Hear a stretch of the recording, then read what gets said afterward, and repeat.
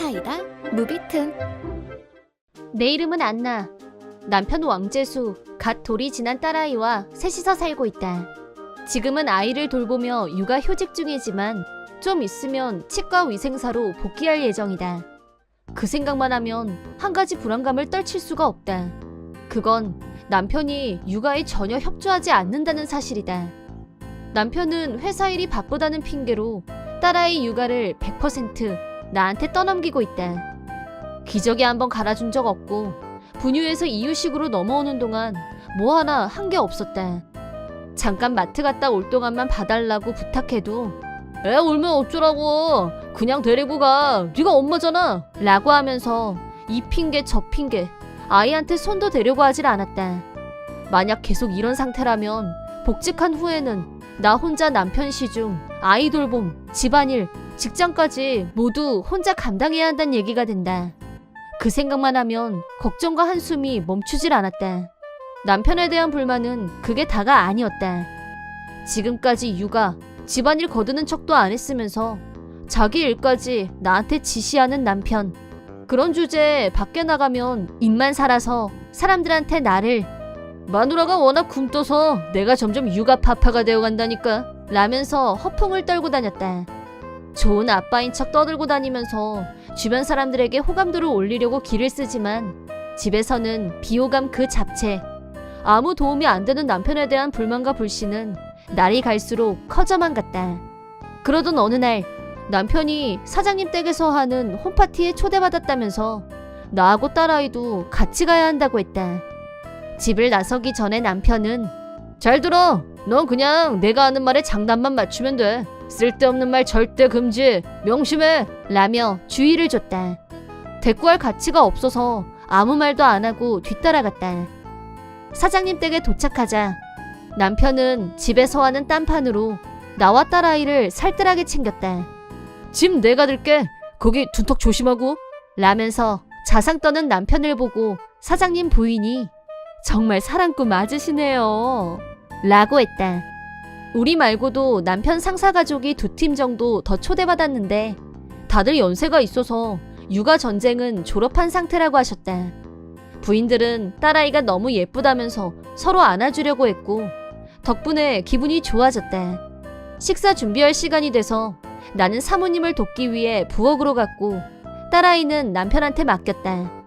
그러자 딸아이가 갑자기 앙앙 울음을 터뜨렸고 엄마를 찾기 시작했다. 남편은 왜 이러는 거야? 왜 갑자기 울어? 라면서 급 당황한 모습이었다.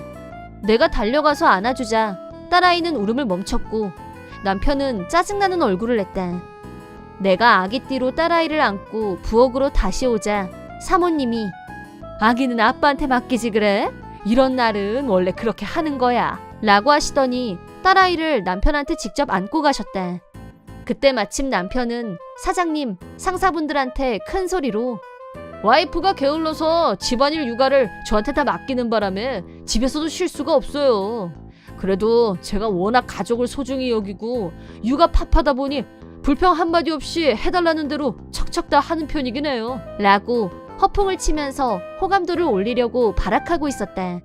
그 말을 들은 사장님 부인이 글쎄, 내가 보기엔 그런 거 같지 않은데? 안나씨 일하는 거 보니까 손도 재고 아이도 능숙하게 보는데 뭘? 라고 하자 남편은 걔가 남들이 보는 데선 멀쩡하게 잘해요 라면서 포기했단 식으로 웃으면서 말했다.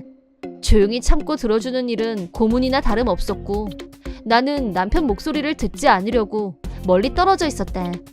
음식이 다 만들어지고 저녁 식사 시간이 되자 딸아이도 배가 고픈지 울기 시작했다. 그러자 아직 이유식 단계인 딸아이 입에 남편이 닭튀김을 통째로 넣어주려고 했다. 내가 지금 뭐 하는 거야? 저리 치워. 목에 걸리면 어쩌려고 그래? 라고 하면서 닭튀김을 뺏었더니 너 지금 애 먹을 거 뺏은 거? 먹은 거에 아주 환장을 했구나. 우리 공주도 닭튀김 먹고 싶지? 라고 말 같지도 않은 소리를 했다. 이제 겨우 1살짜리한테 닭튀김을 통째로 주는 부모가 어디 있어? 얘는 아직 이유식밖에 못 먹는단 말이야. 그런 상식도 몰라? 라고 나도 모르게 감정적으로 쏘아붙였는데 내가 왜 몰라? 장난 좀 친 거 같고 정말 라며 정색을 했다. 우리 둘이 옥신각신하는 모습을 지켜보고 있던 사장님 부인이 그만하고 공주도 배고플 텐데 얼른 이유식부터 먹이는 게 어때요? 어디 육아 파파 솜씨 좀 볼까요? 라면서 남편한테 이유식을 먹이라고 채근했다. 이유식을 남편한테 주자 이게 이유식이야? 어떻게 먹이면 되는데? 라면서 매우 당황한 모습이었다. 그러자 사장님 부인이 평소에 애는 왕재수 씨가 도맡아 본다고 하지 않았어요? 그럼 이유식 정도는 혼자서도 먹일 수 있어야 말이 되죠? 라면서 온화하게 웃었다. 남편이 딸아이한테 이유식을 먹이려고 하자 한 입에 넣기에는 양이 너무 많아서 그랬는지 고개를 흔들면서 먹으려고 하질 않았다. 자기 생각처럼 되지 않자 남편은 슬슬 짜증을 내기 시작했고 울지 말고 얼른 좀 먹어! 라면서 아직 1살밖에 안 된 딸아이를 윽박질렀다. 그러자 줄곧 온화한 표정으로 지켜보고 있던 사장님이 경로. 갓난아이한테 버럭 소리를 지르는 게 어느 나라 육아법이야? 아까부터 참고 들어줬는데 부인 흉은 찢어지게 보면서 정작 본인은 뭐 하나 하는 게 없잖아. 내가 보기엔 육아파파의 육자도 어림없어. 라고 하시면서 남편한테 폭풍 설교를 시작하셨다. 사장님이야말로 찐 사랑꾼으로 회사에 정평이 나 있었고 이미 성인이 된 따님이 있는데 딸바보로도 회사에서 유명했다. 그러다 보니 자기 가족을 소중하게 여기지 않는 사람을 싫어하는 경향이 있었고 남편이 자칭 가정적인 육아 파파라고 한 말을 믿고 홈파티에 특별히 초대하신 거였다. 하지만 직접 남편의 행동을 지켜본 결과 모두 거짓이었다는 걸 꿰뚫어본 사장님은 처음엔 참고 넘어가려고 했지만 딸아이에게 소리 지르는 모습을 본 순간 인내심에 한계가 온 것이었다. 사장님이 설교하는 동안 옆에서 있던 사모님은 아이를 위해서 참지만 말고 이혼도 선택지 중 하나가 아닐까 싶은데 난? 라면서 용기를 불어넣어 주셨다. 사실 나도 직장에 복귀한 후에도 남편이 지금하고 똑같이 군다면 이혼할 각오를 하고 있었다. 이미 서류도 준비해둔 상태였다. 사모님의 말을 들은 나는 이혼 결심을 굳히게 됐다. 사장님의 설교가 끝난 후 둘이서 해야 될 얘기가 있어서요. 먼저 실례하겠습니다. 라고 인사드린 후 잔뜩 풀이 죽은 남편을 끌고 집으로 돌아왔다. 집에 오자마자 남편은 네가 쓸데없는 소리해서 사장님 눈 밖에 났잖아. 만에 하나 내가 해고라도 당하면 다 네 탓이니까 그렇게 알아. 라고 격분. 큰 소리에 놀랐는지 울음을 터뜨린 딸아이에게 시끄러워 조용히 해! 라고 소리쳤다. 나는 딸아이를 안아서 달래면서 서랍에 넣어두었던 이혼 서류를 남편에게 내밀었다. 그러자 남편은 나 없으면 뭐 먹고 살려고? 라면서 코웃음을 치길래 나 다음 달부터 육아휴직 끝나. 휴직 중에도 휴직수당 없었으면 당신 월급만으로는 생활하기 어려웠어. 라고 현실을 일깨워줬다. 남편은 평사원이었고 능력이 뛰어난 편도 아니었기 때문에 월급을 많이 받아오는 건 아니었다. 가게에 관한 것도 전부 나한테 맡겨놨었기 때문에 집안 경제가 어떻게 돌아가는지 모르고 있었고 내 말을 전혀 신뢰하지 않는 눈치였다. 앞으로 알고 싶지 않아도 알게 될 날이 올 것이기 때문에 긴 설명은 생략하고 이혼 서류에 사인을 받아냈다. 마지막으로 양육비를 매달 지불할 것을 약속받고 만약 체납될 경우 변호사를 써서 고소도 불사할 거라고 엄포를 놓자 그까짓 거 내면 될 거 아니야 라며 마지못해 승낙했다. 다음날 나는 곧바로 서류를 접수시키고 친정으로 향했다. 보름 정도가 지난 어느 날 남편이 갑자기 친정으로 찾아와서는 부탁이야 집으로 돌아와 제발 내 월급만으로는 생활비가 턱없이 모자라 라면서 엉겨붙으려고 했다. 내가 그렇다고 말했었잖아. 이제 와서 무슨 말을 해도 나는 당신한테 절대 돌아갈 생각이 없어. 양육비는 최우선으로 입금해. 체납되면 고소할 거야. 라고 하고 미련 터는 남편을 억지로 내보냈다. 남편은 미안해. 내가 다 잘못했어. 제발 우리 다시 시작하자. 나 애도 잘 볼게. 라면서 가라는데도 안 가고 버텼지만 무시로 일관하자 포기하고 돌아갔다. 그 후 전 남편은 생활을 유지할 수 없었고 월세가 체납되자 아파트에서 쫓겨났다고 한다. 갈 곳도 없고 돈도 없는 남편은 친구들 집을 전전하다가 친구들한테도 외면당하고 고립무원처지라고 한다. 남편은 돈도 없이 호텔에 투숙했다가 결국 결제를 못하는 바람에 경찰에 신고당하고 말았다는데 경찰서에 잡혀간 사실을 알게 된 시부모들은 남편을 집으로 데려왔고 거의 감금 상태나 다름없이 집 밖으로 나오지도 못하고 있다고 한다. 자유를 잃어버린 전 남편은 그대로 운둔형 외톨이가 되고 말았다. 한편 나는 친정으로 돌아온 후 부모님이 딸아이를 너무 예뻐해 주셔서 전보다 몇 배 즐겁게 육아를 하고 있다. 직장에 복귀한 후 부모님의 도움을 받으며 분주한 나날을 보내고 있지만 행복하게 잘 지내고 있다. 앞으로 딸아이를 위해 더욱 열심히 일하면서 아빠의 빈자리가 느껴지지 않도록 최선을 다할 생각이다. 이번 영상은 어떠셨나요? 재밌게 보셨다면 구독, 좋아요에 댓글까지 달아주시면 감사하겠습니다. 그럼 다음 영상에서 만나요.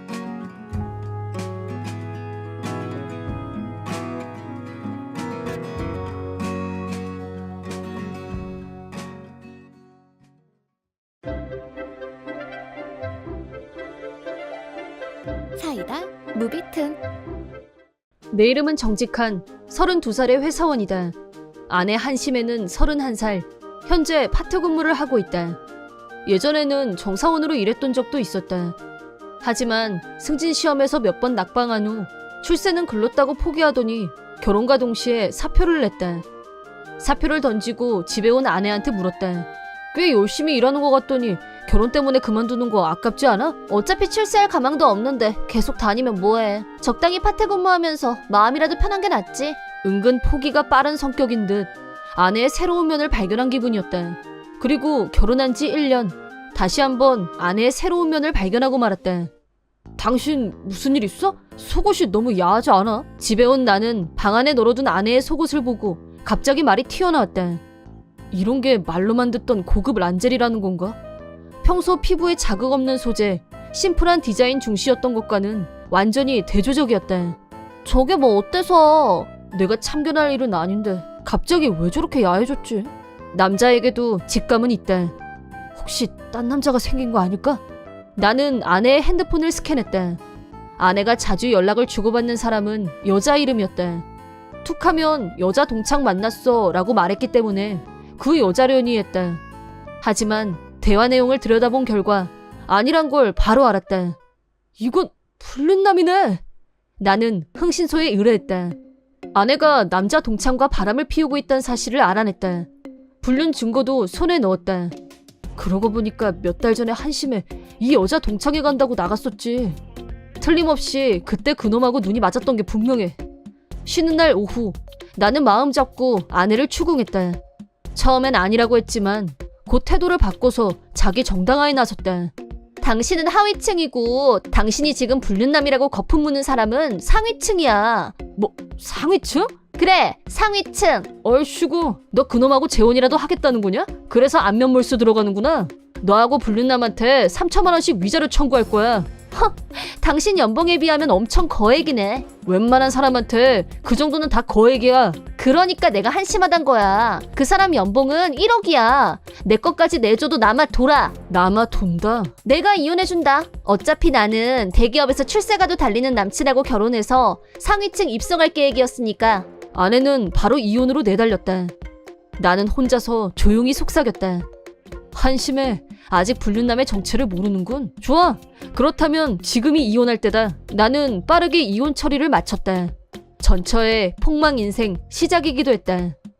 불륜남의 정체를 드디어 알게 된 전처한테서 다시 연락이 왔다. 재결합하자는 거였다. 물론 나는 무시했다. 나는 불륜남과 만난 적이 있다. 나는 변호사를 동반했고 그쪽도 마찬가지였다. 남자 넷이서 불륜남에게 청구할 위자료에 대해 치열한 공방이 벌어졌다. 전처한테는 위자료로 3천만 원 청구했어요. 저금을 불륜 데이트 비용이니 옷 사는데 다 써서 통장 잔고는 거의 바닥입니다. 그래서 그쪽한테도 동일한 금액을 청구할 생각입니다. 불륜남은 무릎을 꿇고 빌었다. 3천만 원이나 되는 돈을 도저히 낼 능력이 안 됩니다.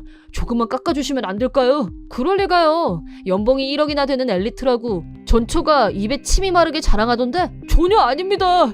실은 지난번 동창회에서 과시욕이 발동해서 그만 다른 애들이 대기업 다닌다고 자기 회사 자랑하고 연봉 얘기하면서 으스대는 꼴을 보니까 제가 지고는 못 사는 성미라 튀어나온 게? 거짓말이랄까 과장이랄까 대기업에 다니는 건 팩트예요. 그런데 임시직이라서 연봉이 4천 될까 말까 하는 처지거든요. 그리고 미혼이라고 속였는데 결혼해서 어린애도 하나. 대체 왜 그런 거짓말을? 여자애들한테 잘 보이고 싶으니까. 이왕이면 있어 보이는 게 좋잖아요. 흥신소 조사를 통해 어느 정도 실체는 파악했었지만 내 예상보다 더한 쓰레기였다. 그러니까 내 전처는 당신이 대기업 임시직에 연봉이 4천인 건 몰랐단 말이네요? 네. 듣고 보니 나보다 연봉이 2천이나 적은데 위자료 3천만 원은 부담되는 금액일 수도 있겠네요. 게다가 가정도 있고 아이까지 있으면. 나는 깎아달라는 요구를 받아들여줬다. 정상을 참작해주긴 했지만 위자료 2천만 원 역시 부담되긴 마찬가지일 거다. 불륜남과 합의를 마치고 집에 혼자 있는데 전화가 걸려왔다. 발신자는 전처였다. 당신도 이제 다 알았지? 엄밀히 말해서 나도 피해자야. 이건 또 무슨 자다가 봉창. 숟가락 얹는 것도 정도지. 뭐래냐? 피해자는 나지. 마누라가 바람났는데. 아니야. 진정한 피해자는 나야. 그 자식이 임시직인 주제에 정사원인 척 잘난 척하면서 쳐놓은 덫에 걸렸다고. 내가 겨우 연봉 4천짜리랑 호텔에 갈 사람으로 보여? 그러세요? 그렇다니까. 연봉이 1억이라고 해서 호텔까지 따라간 거라니까. 하긴 너는 사람을 상위층 하위층 이렇게 나누는 게 특기였잖아. 고급 레스토랑에 가서 디너 먹는 게 소원이라고 맨날 조르고. 아니야. 나 지금은 그런 거 1도 안 중요해. 이제야 알 것 같아. 내가 사람을 상위층 하위층으로 양분화하려고 한 자체가 잘못이었던 것 같아. 요리는 손요리 따라오는 거 없고. 중요한 건 사랑과 믿음이지. 나는 너한테 사랑도 없고 믿음? 맙소사. 죽었다 깨어나도 그건 불가능. 그렇게 말하지 마. 나한테는 이제 당신 한 사람밖에 없어. 왜 그러십니까? 저 같은 하위층은 당신 같은 여성하고 격도 안 맞고 결혼 상대가 아니었어요. 상위층 좋아하시는 분인데 쭉 그렇게 가세요. 나는 전화를 끊었다. 그 뒤로도 몇 번이나 전화가 걸려왔다. 그걸로 끝이 아니라 최근에는 음식을 만들어서 집 앞에 두고 가는 우렁각시 놀이까지. 경찰에 신고하러 갔더니 그 정도로는 처벌을 하기 어렵다는 말을 들었다. 변호사를 통해서 주의 환기를 한번 시켰지만 전처는 벽창호나 다름없었다. 어쩔 수 없이 전처한테서 걸려오는 전화를 받았다. 그러자 일방적으로 분통을 터뜨렸다. 나 진짜 이제 상위층 하위층 이런 거 안 따진다니까? 매일 손요리 하는 거 봤지? 나 이제 사랑과 정성 빼면 시체야. 딱 한 번만 용서해주면 진짜 잘할게. 맛있는 요리는 물론이고. 절대 용서 없고 먹고 싶지 않으니까 요리 그만 가져와. 왜 그렇게 심한 말을 해? 생각 안 나? 너 나랑 살면서 집안일 제대로 했어? 내가 뭐라고 하면 누가 가사 도우미도 못 쓰는 형편없는 하위층으로 태어나래? 이러면서 성질 부렸던 게 누구더라? 그건 다 옛날 이야기야. 지금은 청소, 빨래, 요리해. 내가 얼마나 잘하는데. 저 연봉이 네 잘못이라니 그런 말 절대 안 할게. 연봉, 상위층이 어쩌고 그런 말 나 이제 모른다니까? 그럼 잘 됐네. 부모님 댁에서 신세지면서 파트 근무 잘해서 위자료 성실하게 입금하면 딱이겠네. 누가 봐도 하위층으로 보겠지만 이제 그딴 거 신경 안 쓴다면서? 하위층이라는 단어에 힘을 줘서 말하자 전처는 말 대신 분노의 탄식을 했다. 여전히 상위층 사회에 들어가고 싶은 욕망이 살아있는 게 분명했다. 나는 여전히 연봉 6천짜리 남자야. 네가 원하는 상위층과는 거리가 멀다 이 말이야. 이럴 시간에 다른 남자 찾아봐 라고 전화를 끊었다. 의외로 효과가 있었는지 한동안 전처한테서 연락이 오지 않았다. 한 달 후쯤 다시 반갑지 않은 전화가 걸려왔다. 목소리에 힘이 넘쳤다. 친구 정말 고마웠어. 무슨 소릴까? 당신이 나 같은 하위층의 허접한 남자 말고 상위층 남자 찾아서 떠나라고 나를 놓아주겠다고 했잖아. 내가 지금 연봉이 얼마인 남자랑 만나는 줄 알아? 얼만데? 자그마치 2억이야 2억. 초상위층. 당신 연봉 3배라니까? 흥분한 전처가 새 남자 자랑을 침이 마르게 하는 꼴을 나는 잠자코 들어줬다. 전화를 끊고 다시 혼잣말을 했다. 30 넘은 이혼녀한테 연봉이 2억인 남자가 왜? 겨우 한 달 만에 찾았다고? 그런 남자를 한 번으로는 정신이 안 차려지는 모양인지 동창회에서 당하더니 이번에도 또 당한 게 분명했다. 그리고 3일도 안 돼서 전처한테서 또 전화가 걸려왔다. 부탁인데 이번 달 위자료 입금 조금만 미뤄줘. 왜 이러시나? 연봉이 2억인 남친이 있는 분께서 그걸 떠나서 파트 근무에서 받은 월급은 뒀다 뭐하고? 그 나쁜 놈한테 당했어. 연봉이 2억은커녕 직업도 없었어. 데이트할 때마다 나한테 돈 내게 하더니 갑자기 사라졌다니까? 그렇군. 그 병 어디 가겠어? 너 상위층 찾는 병은 아무래도 불치병 같다. 생각할수록 한심하기 짝이 없었다. 전처는 사기남을 찾으러 다녔지만 헛수고로 끝난 모양이었다. 경찰에 신고도 했지만 잡히지 않았다. 흥신소에 의뢰할 돈도 없어서 끝내 포기한 모양이었다. 그 후로도 전처는 꾸준히 이상한 남자들한테 사기를 당했다. 상위층이라 인생 목표가 맹목적인 건 위험하다는 생각을 새삼 하게 된다. 이번 영상은 어떠셨나요? 재밌게 보셨다면 구독, 좋아요에 댓글까지 달아주시면 감사하겠습니다. 그럼 다음 영상에서 만나요.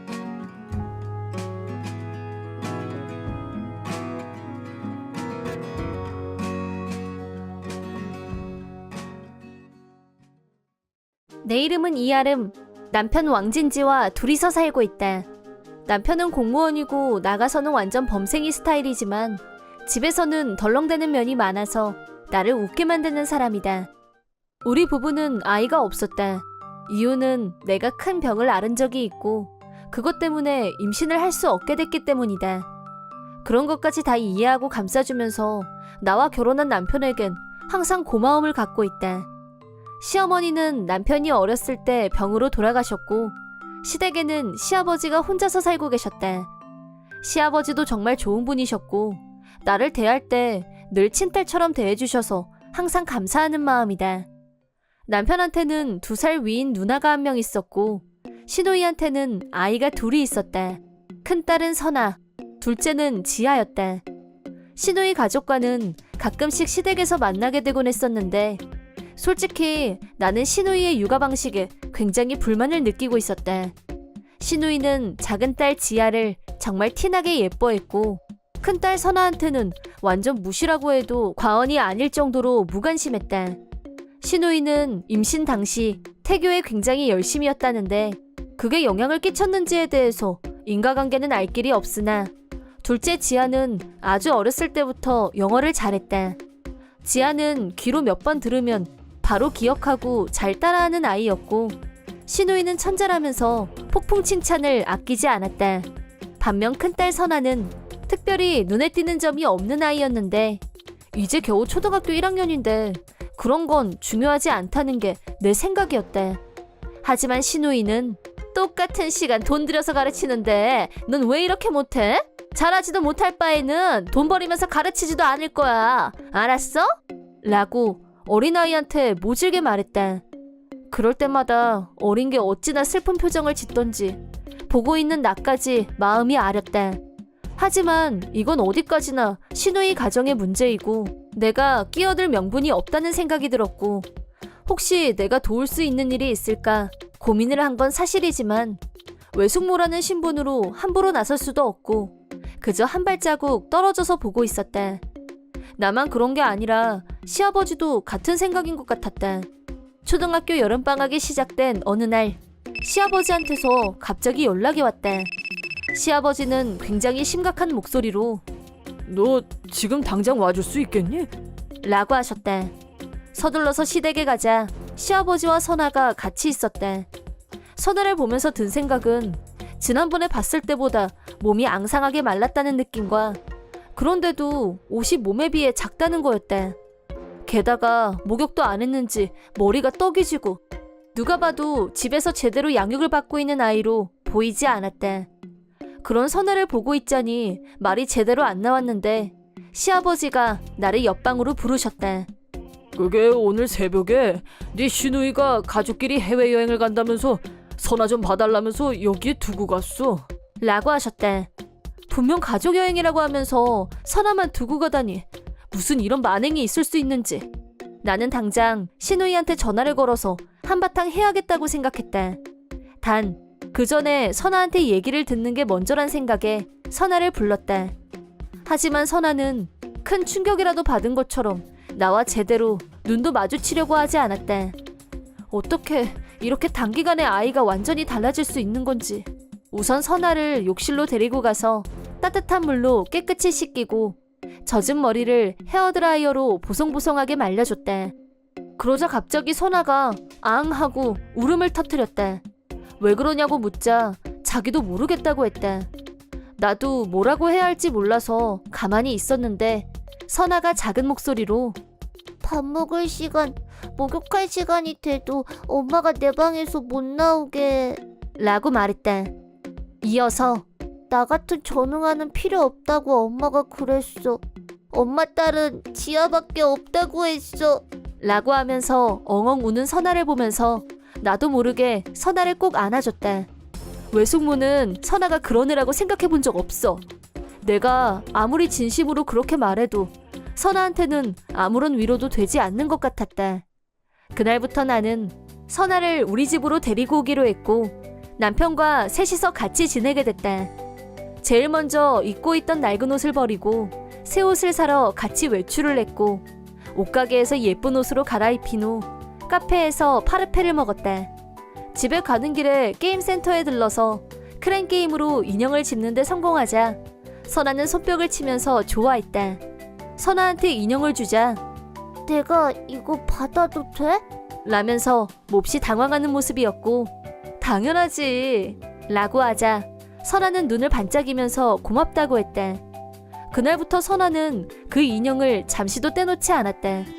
신우이가 여행에서 돌아오면 여러 가지 얘기를 해야겠다고 생각을 정리하고 있었는데 선아와 같이 있으면서 내 생각에 변화가 생겼다. 우리 부부와 함께 있으면서 조금씩 밝은 웃음을 되찾는 선아를 다시 신우이한테 돌려주고 싶지 않다는 생각이 들기 시작한 것이다.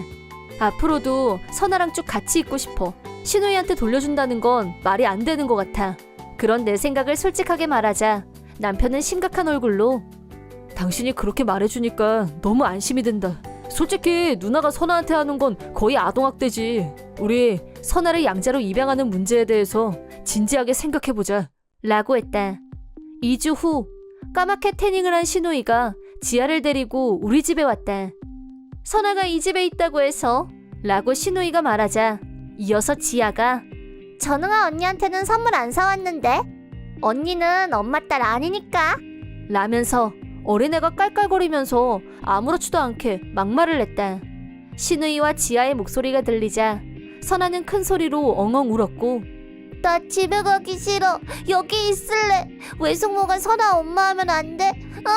라면서 나한테 안겨서 떨어지려고 하지 않았다.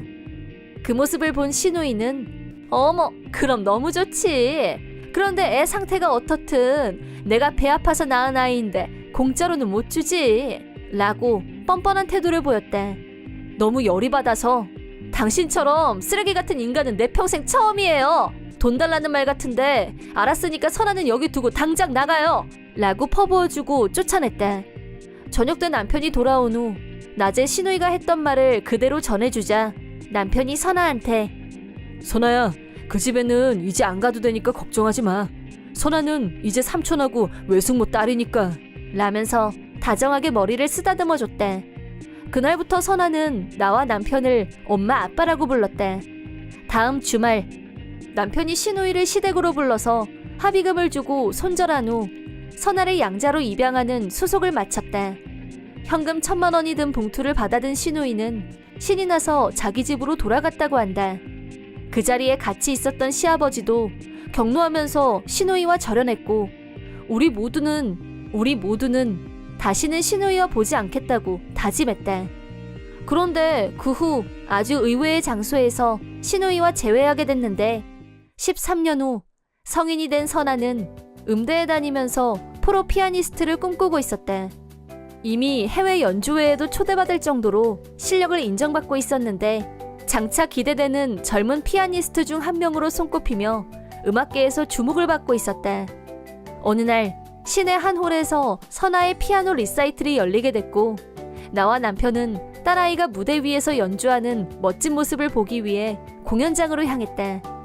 양자로 입양했지만 선아를 사랑으로 키웠고 선아가 훌륭하게 성장한 모습을 보게 돼서 한없이 가슴이 벅찼다.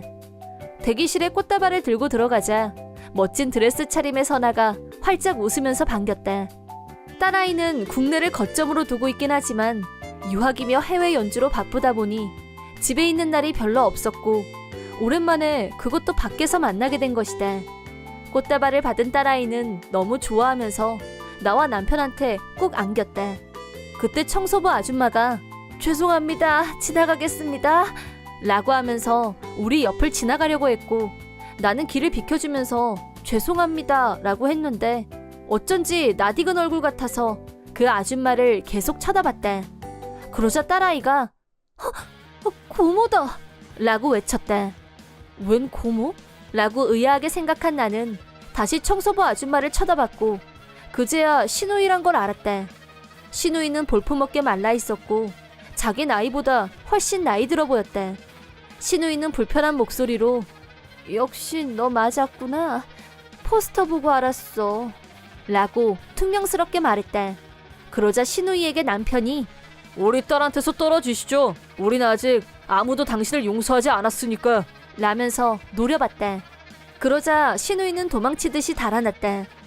그 후 남편 쪽 친척한테 들은 말로는 신우이는 선아를 양자로 보내고 나서 지아를 전보다 훨씬 더 응석바지로 키웠는데 지아는 점점 더 버릇없고 참을성 없는 아이로 자랐고 신우이가 시키는 대로만 하면서 살이 계속 쪘다는데 워낙 성격이 안 좋다 보니 친구도 하나 없고 결국 은둔형 외톨이가 된 지아는 중학교를 졸업한 후 고등학교에도 가지 않고 본격적으로 은둔형 외톨이로 정착했다고 한다.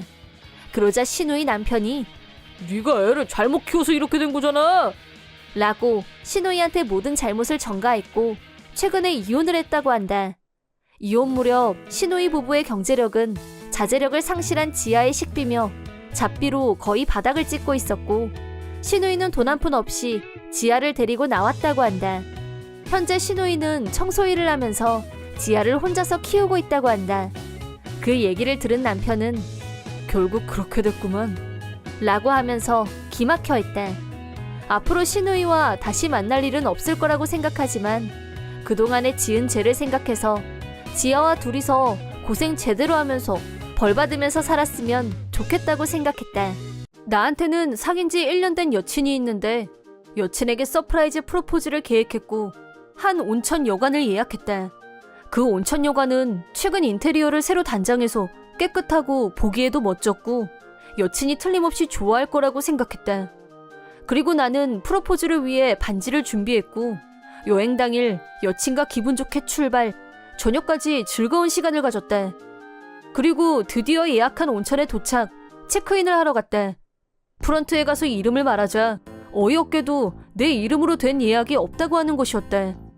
곧바로 이메일을 체크했고 분명히 이 온천의 예약이 완료되어 있었다. 내가 예약한 룸에는 이미 다른 손님이 체크인을 했다면서 프런트 담당자도 매우 당황한 모습이었다. 하지만 나도 특별한 마음으로 이 온천 여관에 온 거였기 때문에 예약을 다시 한번 확인해달라고 부탁했는데 안쪽 사무실에 다른 지배인인가가 나왔고 나를 보면서 무슨 일이냐고 물었대. 분명히 예약을 했는데 체크인을 하려고 하니까 이미 다른 손님이 그 방에 체크인을 했다는 말을 들었고 이게 어떻게 된 건지 이유를 알고 싶다고 하자 그 직원은 태연한 얼굴로 당신들 같은 하층민 사람들 말고 우리 단골 고객님이 오셔서 내가 먼저 그 방으로 안냈는데 뭐 이제 궁금증 풀렸나? 라고 말했대. 지금 그걸 말이라고 해? 먼저 예약한 사람이 있는데 상도덕상 말이 안 되는 거 아니야?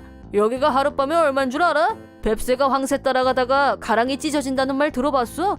지금 그 방에 어마어마한 사모님이 숙박하고 계셔. 니들 같은 흙수저들하고는 숟가락 색깔이 다르다고. 저기 가면 흙수저 신분에 맞는 호텔들 많아. 여기는 아무나 올 수 있는 데가 아니야. 분수에 맞게 놀아야지. 라는 모욕적인 말을 들었대. 지배인의 막장 태도에 열이 받은 나는 한바탕 할기세였는데 옆에 있던 여친이 됐으니까 그냥 나가자며 내 팔을 잡아 끌었대. 여친이 보는 앞에서 큰 소리로 싸우면 오늘 내 계획은 점점 더 엉망이 될 것 같아서 그냥 밖으로 나왔대. 큰맘 먹고 서프라이즈 프로포즈를 준비했는데 어떻게 이렇게 재수없게 꼬일 수가 있는 건지. 일단은 다른 숙박시설을 확보해야 했기 때문에 근처 호텔, 여관을 찾아서 전부 연락을 했지만 관광 시즌하고 겹쳐서 연락하는 곳마다 모두 만실이라고 했대.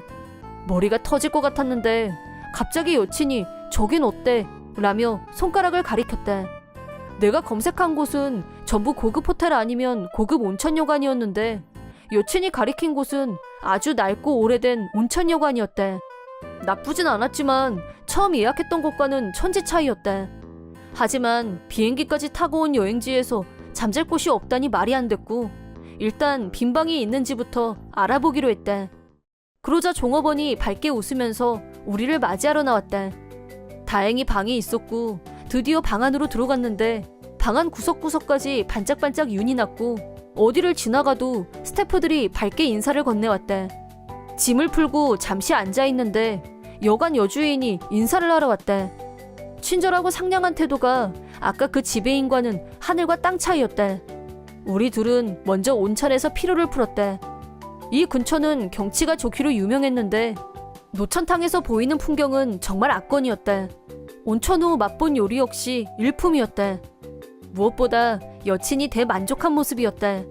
아까 그 온천 여관에서 체크인 거부당했을 때는 속상하고 아쉽기도 했는데 이 여관은 어쩐지 낯설지가 않고 포근한 느낌이 들어서 좋다. 차라리 잘 된 것 같아. 라고 웃으며 말하는 그녀를 본 나는 이때다 하고 용기를 내서 프로포즈를 했다. 여친은 기쁜 얼굴로 내 청혼을 받아줬다. 그리하여 분노 유발 및 돌발 상황의 위기에 처하기도 했지만 결과적으로 프로포즈에 성공하면서 그녀와 아름다운 밤을 보낼 수 있게 됐다. 다음날 여관 여주인님께 덕분에 정말 잘 쉬고 간다고 인사를 한 후 내년에도 꼭 한번 다시 오겠다고 하자 얼굴 표정이 급 어두워졌다. 그러면서 어쩌면 이 여관이 올해 안에 문을 닫게 될지도 모른다는 말을 했다. 여주인 말씀은 이 여관은 창업일에 달라진 것이 별로 없고 불편한 것도 사실이지만 단골 고객들 덕분에 여관을 유지해올 수 있었는데 요즘 들어 악성 루머가 퍼지면서 경영이 어려워졌다고 했다. 우연히 숙박을 하게 된 여관이지만 나와 여친을 맺어준 특별한 곳이란 생각에 무언가 도움이 될 일이 있을까 하고 검색을 해봤더니 여관 후기가 악성 댓글로 도배되어 있었고 이건 말이 안 된다는 생각이 들었다. 스태프들이 불친절하고 여주인이 별로고 그 맛있는 요리를 맛없다고 하질 않나. 이상한 댓글로 도배된 반면 처음 가려고 했던 열받는 여관은 최고라는 칭찬 일색이었다. 나는 이 얘기를 아버지께 말씀드렸고 의외의 사실을 알게 됐다. 내가 처음에 가려고 했던 여관은 리뉴얼 오픈을 한 지 얼마 안 돼서 시설은 좋은데 스태프들 교육도 안 돼 있고 평판도 나빠서 영업 부진이었다고 한다.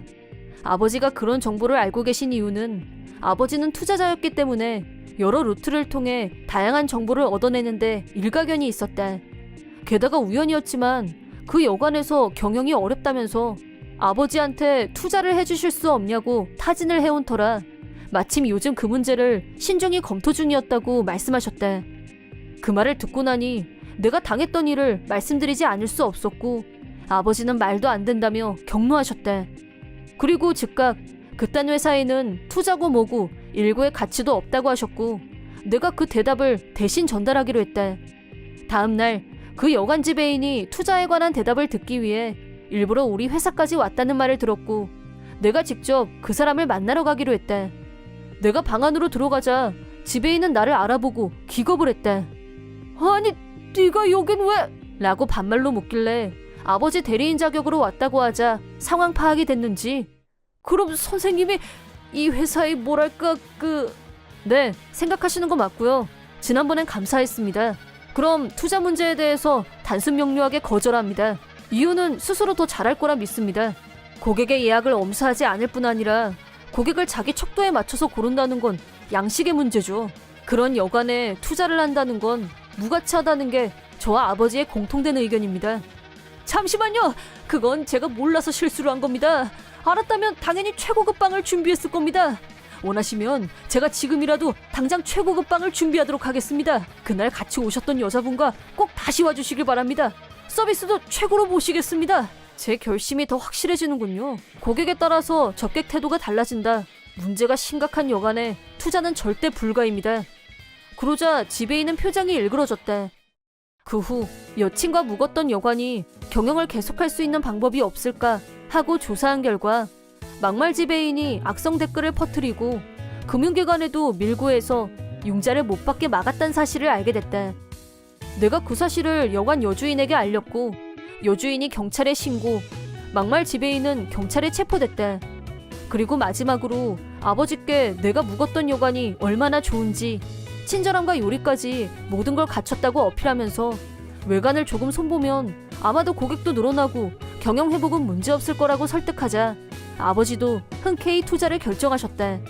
이 얘기를 여주인에게 전달하자 눈물을 흘리면서 진심으로 기뻐했다. 손님께 어떻게 감사 인사를 해야 될지 모르겠어요. 감사 인사를 해야 될 사람은 저예요. 그때 사실 저 앞 고급 여관에서 숙박 거부당하고 나서 완전히 절망 상태였어요. 실은 프로포즈할 계획이었거든요. 그런데 그때 제 여친이 이 여관을 보더니 여기로 오자고 해서 왔는데 모든 게 다 좋아서 기분도 다시 좋아지고 프로포즈도 대성공했거든요. 제가 결혼할 거라고 했더니 아버지도 좋아하시더라고요. 내가 개인적인 사연을 말하자 여주인은 고맙다는 말과 축하한다는 말을 연거푸하면서 좋아했다. 그리고 얼마 후 지배인이 구속된 후 그 겉만 고급인 여관은 경영난에 빠졌고 순식간에 도산했다. 고객을 차별해서 대접하는 여관이 망하는 건 당연한 일 아닌가 싶다. 그 지배인이 돈 많아 보이는 고객을 골라서 고급 객실로 예약을 바꿔치기 하는 방식으로 자기 마음대로 고객을 차별하면서 받았으니 망하는 건 예견된 일이었다는 생각이 든다. 아무리 시설이 좋아도 스태프들의 태도가 최악인 곳에 다시 오고 싶다고 생각하는 사람은 없을 테니까. 나중에 알고 보니 그 지배인은 2대째였다는데 경영 재능은 1도 없었다는 결론. 대신 우리가 갔었던 여관은 외관을 리뉴얼한 후 스태프와 여주인의 친절한 태도와 맛있는 요리가 좋은 평가를 받으면서 내 예상대로 고객 수가 날이 갈수록 늘었다. 나는 여친과 무사히 결혼식을 올렸고 그 후로도 1년에 한두 번은 꼭 가는 단골 고객이 됐다. 몇 년 후에는 식구가 늘어났는데 올해도 찾아주셔서 감사합니다. 자제분들이 건강하게 잘 자라고 있는 모습을 보니까 제 마음이 다 흐뭇하네요. 라고 매년 찾아갈 때마다 여주인은 딸아이와 아들아이가 성장하는 모습을 같이 기뻐해 주신다. 사이다 무비튼. 내 이름은 한송이. 남편 한진상과 둘이 살고 있고 편의점에서 알바를 하고 있다. 결혼 전 남편은 무역회사에 다니고 있었는데 매일 열심히 일하는 사람이었고 남편의 성실한 모습에 반했었다. 그런데 결혼 후 내가 편의점에서 알바를 시작하자 멀쩡하게 잘 다니던 회사를 갑자기 그만두더니 다른 데를 알아본다고 했다. 남편은 결혼을 하고 가장이 됐는데도 새로 직장을 구해서 들어갈 때마다 인간관계가 별로다, 일이 재미없다, 불평을 늘어놨고 들어가는 곳마다 이내 그만두기를 반복했다. 이런 사람인 줄 진즉에 알았으면 결혼을 안 했을 텐데. 후회 막심이었지만 이혼이 그렇게 쉬운 일도 아니었고 내가 받는 알바비와 통장에 있는 돈을 헐어서 쓰면서 간신히 생계를 이어갔다. 그렇게 결혼 5년째가 되던 어느 날 알바를 마치고 집으로 가고 있는데 아직 퇴근 시간이 안 된 남편이 집에 있었고 또 불길한 예감이 들었다. 오늘 왜 이렇게 일찍 왔어? 짜증나서 못 해먹겠어. 왜 또? 상사가 쉬는 시간에 쉬고 있는데 업무 얘기를 하잖아. 난 피곤해서 그 시간만이라도 쉬고 싶은데 휴식 시간 다 날아가고 열받아서 주의를 좀 줬거든? 상사한테 당신이 주의를 줬다고? 당연하지. 상사면 뭐 누가 됐든 상식을 어기면 가르쳐줘야지. 그래서 어떻게 됐는데? 상사가 열받아서 소리 지르고 나도 대들고 싸우고 결국 사표 쓰고 나왔지. 사표를 쓰고 나와? 쥐가 상사면 다야?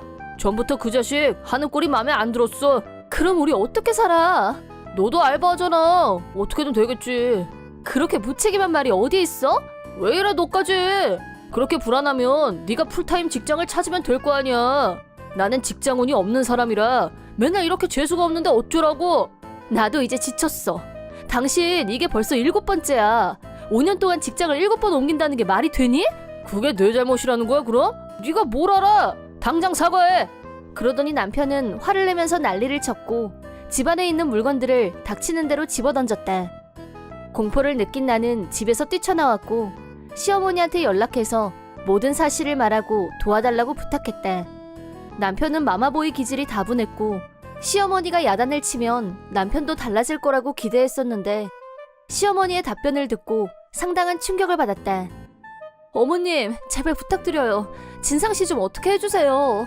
그 착한 애가 집에서 폭력을 쓰다니 얼마나 힘들었으면 그럴까. 불쌍한 내 새끼. 진상이 상사 이름이 뭔지 아니? 네? 너도 좋은 아내가 되고 싶으면 진상이 말대로 풀타임 직장을 찾아서 남편이 힘들 때 도와야지. 진상이가 원래부터 마음이 여린 애란 건 너도 알지? 어머님. 시어머니의 편협하고 과보호적인 발언을 들으면서 절망을 느낀 나는 드디어 이혼할 결심을 하게 됐다. 하지만 이혼을 하려면 저축이 필요했다. 남편이 시키는 대로 하는 것 같아서 기분이 상했지만 어쨌든 풀타임으로 직장을 찾기로 결심했다. 집으로 들어가자 남편은 엉망진창이 된 집을 치울 생각도 안 하고 방에서 자고 있었다. 어쩔 수 없이 내가 치울 수밖에 없었고 지금까지 남편이 했던 이기적인 행동들을 생각하자 눈물이 솟았다.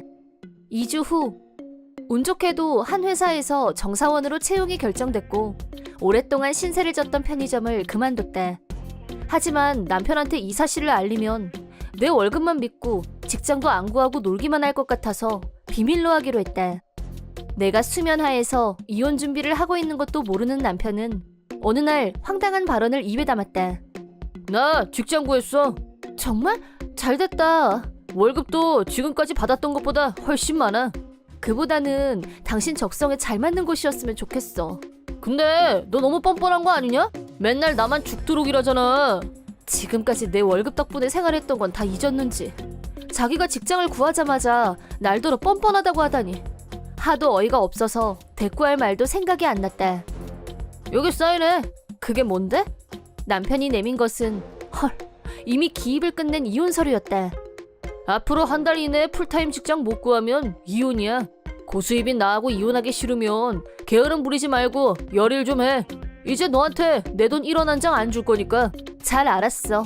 남편은 나를 겁줄 모양이었던 것 같은데 나는 생각지도 못했던 방식으로 이미 사인을 한 이혼 서류를 입수하게 된 게 행운으로만 여겨졌다. 그리하여 다음날 시청에 가서 바로 접수를 해버렸다. 집에 와서 짐을 싸고 있는데 편의점 점장님한테서 전화가. 여보세요? 여보세요? 한송이 씨. 송이 씨 남편이 우리 가게에서 소매치기를 하다가 잡혔거든. 빨리 좀 와줄 수 있어? 소매치기요? 점장님 말을 듣고 처음엔 귀를 의심했지만 일단 서둘러서 편의점으로 향했다. 편의점에 도착하자 난처해하는 점장님과 짜증스러운 표정으로 서 있는 남편. 당신 어떻게 된 거야? 한송이 씨. 너 잘 왔어. 이게 다 너 때문이야. 네가 이 시간엔 알바생만 있다고 해서 굿찬스로 생각하고 왔는데 점장까지 있잖아. 순 뻥쟁이고. 뭐라고? 그러고 보니 내가 예전에 오후 3시부터 5시 사이에는 일할 사람이 너무 부족하다고 말한 적이 있었다. 그런데 그 시간을 노리고 물건을 훔칠 생각을 할 거라고는 상상도 못했었다. 이미 남편과는 이혼을 결심할 정도로 애정이 식어버리고 없었지만 한때는 소중했던 사람이 범죄에 손을 댈 정도의 최악의 인간이었다니 눈물이 날 정도로 충격이었다. 한송이 씨, 아직 경찰엔 연락 안 했으니까 너무 그렇게 걱정 안 해도 돼. 네가 지금 울고 있을 때 얼른 점장님한테 사과 안 해? 경찰에 어서 신고하세요. 당신은 어머님한테 연락하고. 어? 엄마는 왜 찾아? 결혼하고 마누라가 있는데 보호자는 너지? 나 이혼 서류 접수시켰어. 이제 우리 남남이야. 나는 이제 상관없는 사람이니까 경찰서는 어머님더러 오시라고 해. 이혼했단 거야? 그게 뭐 자다가 봉창이야. 당신이 직접 사인까지 했잖아. 그거 접수했다고. 너 미쳤어? 네 남편이 이제 고수입자야. 근데 이혼을 해? 편의점에서 좀도둑질이나 하면서 고수입 같은 소리 하고 있네. 어떤 회사가 소매치기를 고용하니? 나 이미 짐도 다 챙겨놨어. 다신 나한테 연락하지 마. 야, 너 너무 나가는 거 아니냐? 점장님, 제가 다음 달부터 고수입자가 되거든요. 제가 다음에 2배, 3배로 변상할게요. 돈이 없는 건 딱 지금뿐이에요. 점장님, 저 사람 말 무시하시고 경찰 부르세요. 알았어요. 잠시 후 경찰이 도착했고 남편은 현행범으로 경찰에 연행됐다. 경찰에서 조사를 받는 동안 시어머니가 신변 보증인으로 경찰서에 왔고 남편이 도둑질을 했다는 걸 알고 폭풍 오열을. 남편은 내가 거짓말을 해서 자기가 그런 짓을 하게 됐다고 변명을 했는데 무개념 시어머니한테도 그따위 말은 통하지 않았다. 그날은 밤새도록 울부짖는 시어머니한테 설교를 들어야 했다. 그 후 남편은 불미스러운 일로 경찰에 연행됐었다는 게 알려지면서 입사 예정이었던 회사에서 입사가 취소됐다. 나하고 이혼까지 하다 보니 자력으로 생활할 능력이 안 되자 시어머니한테 가서 매달렸는데 범죄자와는 같이 살 수 없다면서 단박에 거절당했다는데 마지막 보루인 시댁에서도 거부당하자 밥도 못 먹는 신세로 전락했다. 나한테 미안하자, 다시 화해하자 그런 내용으로 몇 번이나 연락이 왔다. 하지만 생활 능력도 책임감도 없고 더구나 좀도둑질이나 하는 인간하고 두 번 다시 말도 섞고 싶지 않았고 주저없이 연락처를 차단했다. 한진상은 살고 있던 아파트에서 주인한테 쫓겨난 후 갈 곳이 없어졌고 어디 지방에 숙소를 제공해주는 회사에서 단기 노동을 하고 있다고 한다. 하지만 거기서도 오래 못 버틴 한진상은 돈이 다 떨어지자 또 물건을 훔치다 걸렸고 벌써 3번이나 체포된 상태다. 물건을 훔치고 잡히고 연행되고 그때마다 경찰서에는 시어머니가 달려가야 했는데 시어머니는 노이로제에 걸리고 말았다고. 지금은 환청, 환각 이런 증상 때문에 고통을 겪는 중이라고 한다. 나는 전 직장이자 피해를 끼친 편의점에 찾아가서 사정을 설명하고 다시 사죄했다. 몇 년이나 같이 일했던 동료들이고 그동안 잘 지내왔던 덕에 모두 내 심정을 이해해줬고 오히려 나를 격려해줬다. 편의점 일을 잘 해결하고 퇴사한 후 새 직장에서 정사원으로 일하며 새 출발을 하게 됐다.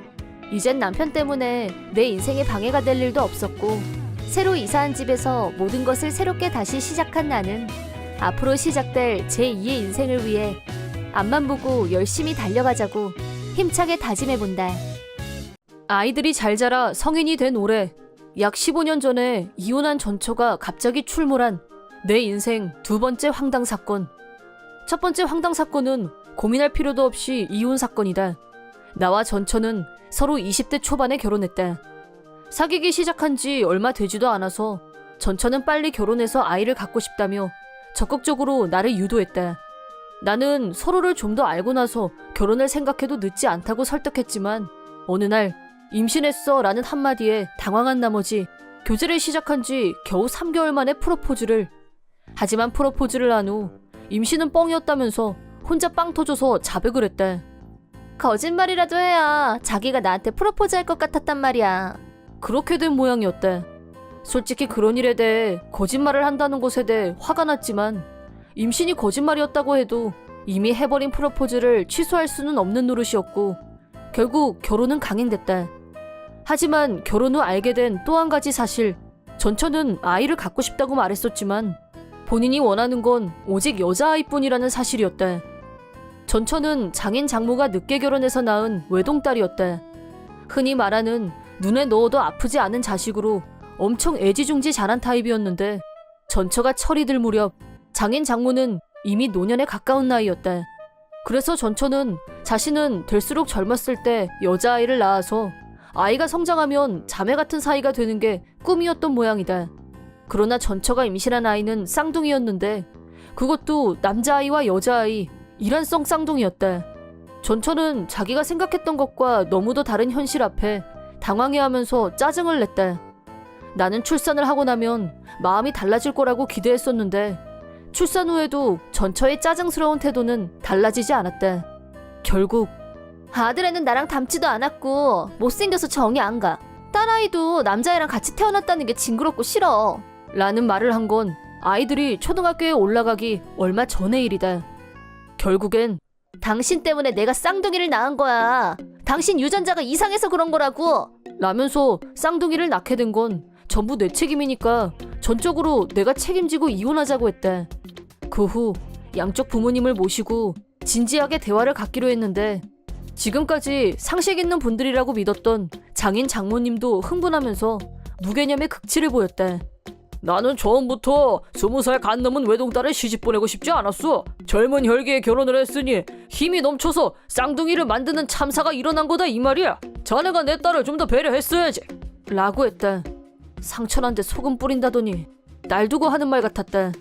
서로 합의점도 못 찾았고 결과적으로는 변호사를 선임해서 별로 되지도 않는 재산을 나누고 얼마 되지 않는 위자료를 전처한테서 받는 걸로 마무리 짓고 이혼이 성립됐다. 친권은 당연히 내가 갖기로 했다. 전처는 아이들은 필요 없다고 했으니까. 설령 친권을 가져가겠다고 했어도 절대 안 넘겨줬을 거다.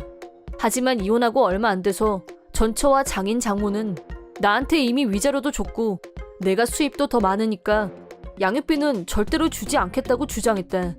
쌍둥이가 태어난 책임도 나한테 있다면서 말이다.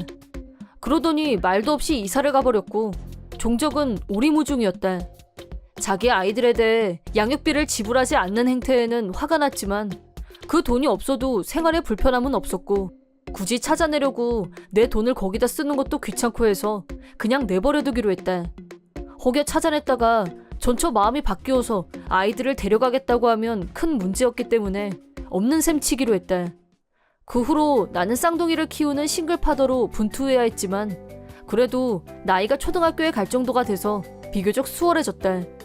초등학교에 들어간 후 딸아이는 어머니와 같이 요리를 만들었고 휴일이 되면 아들아이를 데리고 아버지와 삼부자가 낚시를 가기도 했다. 아이들은 어렸을 때부터 엄마한테 사랑을 받은 기억이 없어서 그런지 엄마를 찾지도 않고 외로워하지도 않았다. 어떤 면에서 다행이라면 다행이었다. 쌍둥이들은 둘 다 잘 자라줬다. 딸아이는 요리를 잘하고 명랑한 성격의 가정적인 아이로 자랐고 고등학생이 되면서 아들아이는 제법 잘생긴 외모가 눈에 띄었다.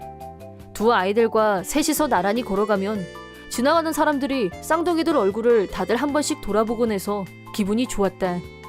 부모님과 주변 분들의 도움으로 아이들은 문제없이 성장했고 어느덧 딸아이는 전문대에 입학을, 아들아이도 직업 양성학교에 입학해서 사회에 나갈 준비를 시작했을 무렵 성인식이 다가왔다.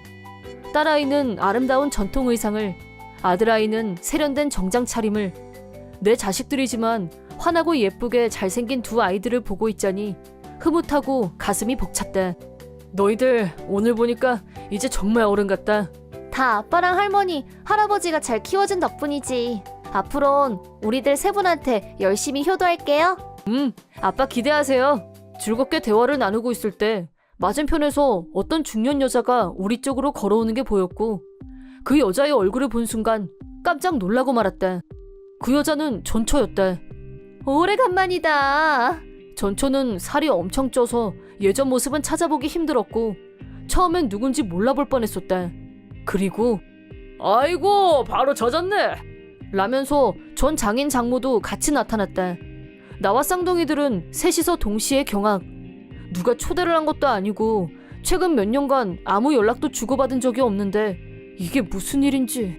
하지만 저 사람들은 쌍둥이를 만나려고 성인식 행사장에 미리 와서 기다리고 있었다는 걸 알았다. 전처는 우리한테 어머, 우리 아들 너무 잘생겼다. 이제 같이 걸어다니면 시선 좀 받겠네. 창피하기는커녕 어깨뽕 올라가겠어. 우리 딸도 내 예상대로 예쁘게 자랐고 너랑 나랑 페어룩 입고 자매처럼 다니면 딱 좋겠다.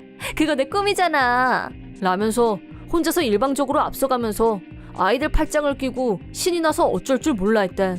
전 장인 장모도 진짜 인물이 훤하네. 요새 말로 얼짱급이네. 둘 다 길거리 캐스팅인지 뭔지 그런 거 받아도 전혀 안 놀랐겠어. 안 그래? 누가 아니래. 너희들 할머니 기억나니? 그동안 우리 안 보고 싶었어? 앞으로는 계속 같이 있게 될 테니까 아무 걱정 안 해도 돼. 라고 신이 나서 떠드는 걸 아이들은 어처구니 없다는 눈빛으로 가만히 보고만 있었다. 그러거나 말거나 전처는 우리한테는 물어보지도 않고 혼자서 마구마구 얘기를 진행시켰다. 내가 지금 만나는 남자는 내가 낳은 아이들한테도 배려심이 있는 사람이고 애들 다 커서 키우느라 손이 갈 나이도 아니고 이제 친권은 내가 가져갈게. 당신 수고 많았어? 이제 와서 그게 무슨 소리야. 이혼할 때 당신 입으로 아이들 필요 없다고 했던 거 잊었어? 양육비도 내기 싫다고 잠적한 주제에 무슨 자격으로 지금 그딴 소리를 하는 거야? 뭐래? 나도 속으로는 매일 보고 싶다고 생각했었어. 그러니까 오늘도 일부러 여기까지 찾아온 거잖아. 그래, 오래간만에 손자 손녀 얼굴 좀 보려고 왔는데 이게 무슨 똥매너야? 네가 그러니까 우리 딸한테 이혼당한 거야, 알아? 라고 경로. 그에 대해 나는 단체로 까먹으셨어요? 15년 전에 이 애들과 당신들은 완전한 남남이 됐다는 사실 말입니다. 그러니까 내 딸과 내 아들은 당신들 자식도 아니고 손주도 아니란 말씀입니다. 아셨으면 그만 돌아가시죠. 그리고 앞으로 내 자식들 앞에 다시 한번 나타나면 그땐 저도 가만히 안 있을 겁니다. 아무리 그래봐야 애들한테는 엄마가 최고거든? 얘들아, 엄마 말이 맞지? 니들도 엄마가 더 좋지? 그러자 아이들이 착각 좀 그만하세요. 엄마라니? 우리한테는 아빠밖에 없거든요? 100%? 같이 살자니 진짜 어이없네. 네, 저도 마찬가지로 어이없고요. 우리한테는 친할머니, 친할아버지 말고 다른 할아버지 할머니는 없거든요. 그만 돌아가시죠. 라고 세 사람을 완벽 퇴치. 나중에 여러 사람의 정보를 종합해서 따져보니 실은 얼마 전 쌍둥이들이 둘이서 길거리를 걸어가고 있는데 잡지에 올릴 사진을 좀 찍어도 되겠냐는 말을 들었다고 한다. 그때 잡지사 기자는 우리 애들을 커플로 오해했었는데 이란성 쌍둥이라고 설명하자 기자가 더 흥미를 느꼈는지 사진을 여러 장 더 찍었다고 했다. 그 사진이 잡지에 크게 실렸고 그때 이름도 같이 실렸는데 어떻게 알았는지는 모르겠지만 전처가 그 잡지를 보고 나서 얘들이라면 모델도 가능성이 있다. 자기가 애들을 데리고 다니면 자랑거리도 되고 덩달아 돈도 따라올 거라고 머리를 굴린 모양이었다. 정말 천박하기 그지없고 쓰레기 같다는 말밖에는 나오지 않는다. 하지만 막상 대면을 하고 나니 아이들이 엄마를 따라가겠다고 하면 어쩌나 순간 두려웠던 것도 사실이었다. 그렇지만 아이들의 대답을 들으면서 속으로 얼마나 기뻤는지 모른다. 나는 정말 잘 자라줬구나 하고 진심 뿌듯하고 감사했다. 전처 가족들은 그 뒤로 딱 한 번 집으로 연락도 없이 찾아왔었는데 아들아이가 곧바로 경찰한테 연락했고 경찰이 와서 데리고 갔다. 내가 얘들 엄마예요 라면서 소리 질렀지만 자초지종을 설명하자 경찰도 이제 와서 엄마라고 주장하는데 그동안의 육아 방치는 어떻게 책임질 거냐고 질타했다. 결론은 무책임 그 잡채. 내 이름은 이강희. 남편 한진상과 둘이서 살고 있다. 결혼 3년 차이지만 우리 부부는 아직 아이가 없었고 나는 결혼 전과 똑같이 직장에 다니고 있다. 어느 날 퇴근하고 집에 가는데 갑자기 고딩 동창인 왕재숙한테서 같이 밥이나 먹자며 연락이 왔다. 왕재숙은 항상 자기가 아쉬우면 연락을 하는 스타일로 남친이 생기면 그날로 연락을 뚝 끊고 잠수 타는 걸로 유명해서 애들이 다 싫어했다. 연락이 온 걸 보니 남친하고 또 헤어졌나 보군 하고 생각했지만 어쨌든 만나서 얘기나 들어보기로 했다. 재숙이가 말한 이탈리안 레스토랑에 시간에 맞춰서 가자 재숙이는 벌써 와서 자리를 잡고 앉아 있었고 나를 보더니 반갑게 손을 흔들었다. 고딩 때도 얼짱으로 유명했던 재숙이는 26살인 지금도 여전히 예뻤다. 인정. 오래간만에 만났으니 근황 체크에 들어갔고 역시나 재숙이는 최근에 남친과 헤어졌다고 했다. 걔는 애는 괜찮았는데 수입이 너무 적은 거야. 그게 불만이었어. 라고 말하는 걸 들으면서 재숙이가 예전부터 돈 개념이 별로 없는 애였다는 사실이 생각났다. 내가 내 결혼 생활에 대해 얘기하자 바로 네 남편은 월급이 얼마야? 라고 훅 들어왔다. 3촌 이라고 말을 꺼내자 뭐? 3천만 원? 깜짝 놀라면서 바짝 얼굴을 들이댔다. 내가 뭐라고 말할 틈도 주지 않고 어느 회사야? 몇 살이었더라? 라면서 질문 공세를 퍼부었고 기가 빠져서 그냥 가만히 있었다. 왕재숙은 계속해서 네 남편 회사에 좋은 사람 없어? 나 소개해줘 라고 끈질기게 졸라대길래 할 수 없이 다음에 우리 집에 초대할 테니 놀러오라고 말을 돌렸다. 일주일 후 우리 집에 놀러온 왕재숙은 남자라도 소개받는 자리에 나온 사람처럼 풀 메이크업을 하고 나타났다. 그러더니 고딩 때부터 주특기였던 여자 하는 목소리로 안녕하세요. 저는 강희 친구 왕재숙이라고 해요.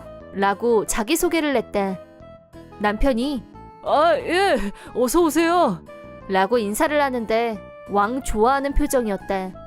셋이서 밥을 먹으면서 남편한테 회사에 누구 좋은 사람 있으면 재숙이한테 소개해주라고 했더니 독신 중에 여친 없는 직원은 없는 것 같은데 적당한 사람 있으면 소개해드릴 테니까 라인 아이디 가르쳐주세요. 라고 말했다.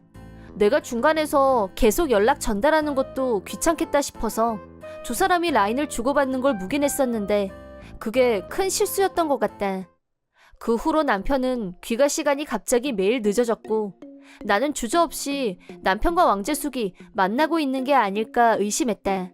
하지만 오늘도 늦었네? 어디 갔다 오는 거야? 라고 물으면 부모님 집에 친구들한테 연락이 와서 만나고 왔어. 라고 요리조리 핑계를 댔다. 친구 남편과 불륜을 저지른 왕재숙도 용서가 안 됐고 내 친구와 불륜을 저지르는 남편도 똑같이 용서가 안 됐다. 확실한 증거를 잡아서 위자료를 청구해야겠다는 생각을 하면서 한 가지 작전을 생각해냈다. 그건 바로 나한테 아주 유리한 조건으로 이혼할 수 있는 작전이었다. 왕재숙은 내가 아무것도 모르고 있다고 생각하고 있었고 너네 집에 놀러 가도 돼? 라면서 아무렇지도 않게 우리 집에 놀러오는 여유를 부렸다. 남편과 왕재숙이 같이 있을 때 분위기가 수상한 건 명백하게 티가 났지만 나는 일부러 아무 말도 하지 않고 두 사람이 마음대로 하고 놀게 내버려뒀다. 그러다 어느 날 재숙이가 놀러와서 같이 술을 마시고 있었는데 술에 취한 재숙이가 남편을 야릿한 눈빛으로 쳐다보는 걸 봤고 나는 일부러 화장실에 가는 척 자리를 비켜줬다.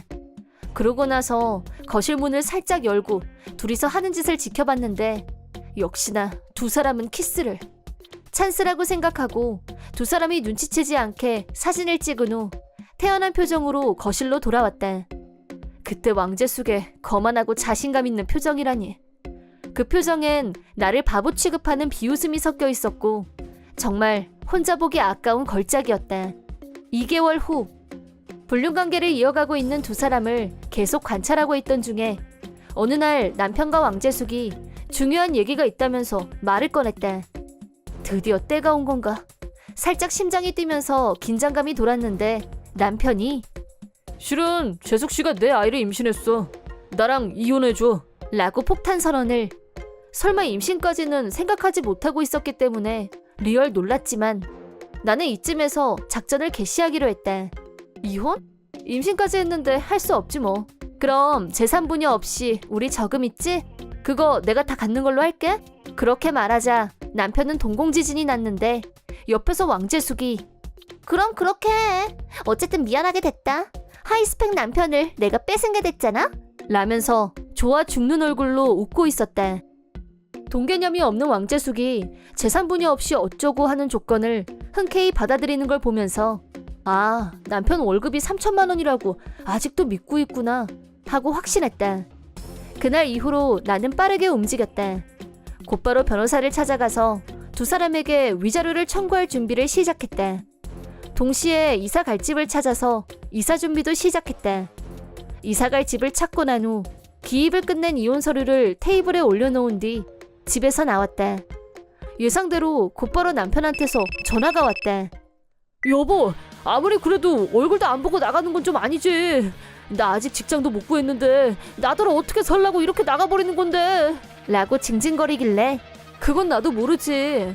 우린 이제 남남인데 자기 아이를 가진 왕재숙하고 상의해봐 라고 차갑게 선을 그었다. 한진상 말로는 역시나 왕재숙은 남편 월급이 3천만 원이라고 착각하고 있었고 남편은 이실직고도 못하고 있다가 임신 사실을 알게 됐다나 뭐라나. 더구나 이혼 조건으로 저금을 전부 다 내가 가져갔기 때문에 도저히 생활비를 마련할 대책이 없다고 사정했다. 그렇지만 우리 통장에 있는 저금은 전부 내가 내 월급에서 조금씩 모아온 돈이었기 때문에 통장에 있는 돈을 나눌 생각은 추호도 없었다. 사실 남편은 나와 결혼한 후 즉각 직장을 그만뒀고 지난 3년 동안 취직도 안 하고 집에서 뒹굴뒹굴 백수로 편하게 살아왔었다. 내가 정사원으로 직장에 다니고 있는 것에 기대서 아무것도 안 하고 기생충을 자처하는 남편한테 이미 애정은 식을 대로 식어 있는 상태였다. 하지만 현 상태로 이혼을 하면 결국 내가 모은 재산도 법적으로 반은 남편 몫이 될 테고 그게 정말 싫었었다. 그래서 남편이 재숙이와 바람이 난 걸 알았을 때는 황당하고 열이 받으면서도 내 돈을 뺏기는 일 없이 이혼할 수 있는 찬스라고 여기고 그냥 내버려뒀던 거였다. 모든 일이 내가 생각했던 대로 됐고 나는 아무 손해도 보지 않고 이혼이 성립됐기 때문에 바람 피워줘서 고맙다는 생각까지 들 정도였다. 하지만 나의 복수는 이제부터가 시작이었다. 한진상은 나한테 아쉬운 소리 해봐야 돈 나올 구멍이 없다고 판단했는지 우선은 왕재숙 모르게 돈을 빌리기로 한 모양이었고 그 돈을 못 갚게 되자 다시 나한테 찾아와서 징징거렸다. 그런 한진상한테 나는 냉정하게 위자료를 청구했고 그제야 불륜과 이혼의 무거운 책임이 뭔지 깨닫게 된 건지 울면서 전화를 냈다. 내가 잘못했어. 진심으로 사과할게. 제발 위자료만은 봐주면 안 될까? 라면서 징징거리는 모습은 내가 지금까지 보아왔던 모습들 중에 가장 한심하고 모질이 같았다. 내가 그때 무슨 생각으로 이 인간하고 결혼을 했을까? 내 자신마저 한심해질 정도였다. 나는 그냥 이 인간이 싫었다. 위자료는 한진상뿐 아니라 왕재숙한테도 청구했다. 왕재숙한테 내용 증명을 보내자 득달같이 전화가 걸려왔다. 전화를 받자마자 뭐야? 웬 위자료? 그리고 진상씨가 백수라니 그게 사실이야? 너 월급 3천만 원이라더니 그거 다 개뻥이었어? 라면서 소리치고 난리. 월급은 한진상이 강원도 본가에 가서 눈 치우고 받은 3천 원이 전부야 라고 말하려고 했던 건데 네가 멋대로 부풀려서 상상한 거잖아 라고 하자 말이 쏙 들어갔다. 그러더니 나 지금 임신 중이야. 백수 아빠가 말이 되니? 다 필요 없어 라고 하길래 지금은 빚도 있다고 알려줬다. 그러자 고래고래 소리를 지르면서 악을 쓰길래 전화를 끊어버렸다. 착신 거부 및 라인도 삭제해버렸다. 그 후 있는 거라고는 빚밖에 없는 한진상과 아이를 출산한 왕재숙은 출산 후 바로 직장에 복귀. 한진상은 여전히 일할 생각이 없었고 집에서 놀면서 왕재숙 월급으로 생활하고 있다고 한다. 그런 생활은 1년도 넘기지 못했고 두 사람은 이혼을. 싱글 마더가 된 왕재숙은 직장에 다니면서 혼자서 아이를 키우고 있다. 양육비도 못 받으면서. 왕진상은 이혼 후에도 여전히 직장도 없이 빚에 허덕이면서 한심하게 살다가 이자도 못 갚고 체납 상태가 계속되자 시댁에도 연락이 갔고 이 사실을 안 시부모님들은 절연을 선언하셨다고 한다. 점점 기댈 곳이 없어진 한진상은 은행 빚을 갚기 위해 사채에 손을 댔는데 결국 지금은 어디 외국에 끌려가서 무슨 일인지도 모른 채 힘든 육체 노동을 하고 있다고 한다. 한편 나는 이혼 후 우연히 알게 된 한 남자와 연애를 시작했고 재혼도 염두에 두면서 진지하게 만남을 이어가고 있다. 다시 결혼을 하게 된다면 같은 실수를 반복하지 않기 위해서 자기 일에 얼마나 최선을 다하고 있는지 반드시 확실하게 체크하겠다고 또 다짐하고 있다. 내 이름은 정정혜. 얼마 전 고딩 동창회에서 동창생 한진상에게 결혼을 전제로 교제하고 싶다는 고백을 받았다. 서로 결혼을 생각할 충분한 나이가 된 건 사실이고 진지하게 결혼을 전제로 한 교제를 하자는 말과 동창회에 모였던 다른 친구들의 박수와 환호에 떠밀려 남친이 없던 나는 오케이 해버렸다. 그렇게 1년 정도 연애 기간을 가진 후 진상이는 정식으로 프로포즈를 했고 나도 오케이 했다. 조용하고 눈에 띄지 않은 타입이었던 나와는 달리 한진상은 고딩 때부터 활달하고 눈에 확 띄고 인기도 있는 타입이었다. 반 애들 반 이상이 연애 경험이 없는 순진한 애들이 많은 편이었는데 진상이는 여친이 수도 없이 바뀌는 애로도 유명했다. 특히 우리 학교에서 얼짱이었던 미희와 사귀었던 건 나도 그렇고 애들도 다 알고 있었다. 그래서 결혼을 전제로 나랑 사귀지 않을래? 라고 고백을 받았을 때도 정식으로 프로포즈를 받았을 때도 미희에 대해서 물어봤었다. 네 프로포즈에 대답하기 전에 한 번만 더 확인할게. 너 미희랑은 정말 정리된 거야? 네가 많이 좋아했었잖아. 한진상이 얼짱 미희에게 푹 빠져 있었던 걸 우리 학교에서 모르는 애가 있었다면 아마 간첩이었을 거다. 한진상은 슬픈 표정으로 이렇게 말했다. 미희랑은 그땐 그랬지만 이미 끝났어. 내가 괜한 말을 꺼내나 싶은 생각이 들었고 다른 얘기로 화제를 돌리려고 했는데 한진상이 변명하듯이 다시 말을 이어갔다.